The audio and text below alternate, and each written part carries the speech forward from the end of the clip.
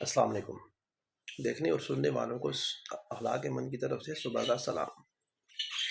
بچوں کے مٹی کھانے کی وجہ سے آپ اگر بہت پریشان ہیں تو اس کی وجہ یہ ہوتی ہے کہ بچے کے اندر کیلشیم، آئرن اور زنک کی کمی ہو جاتی ہے۔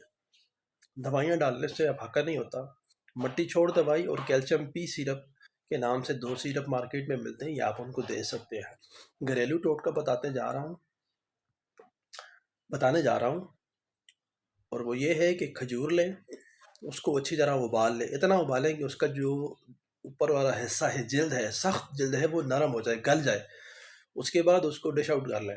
جب وہ ہلکا ڈرائی ہو جائے تو اس کا پیسٹ بنا لیں۔ پیسٹ بنا کے کسی ڈبی میں سیو کر لیں۔ جب بھی بچے کو دودھ پلائیں 1 چمچ اس پیسٹ کا دودھ میں مکس کر کے بچے کو پلا دیں۔ اس سے کیلشیم بھی پوری ہو جائے گی اور کھجور کا پیسٹ دینے سے آئرن اور زنک کی کمی بھی پوری ہو جائے گی۔ اس سے آپ کا بچہ مٹی کھانا چھوڑ دے گا۔ دعاؤں میں یاد رکھیے گا۔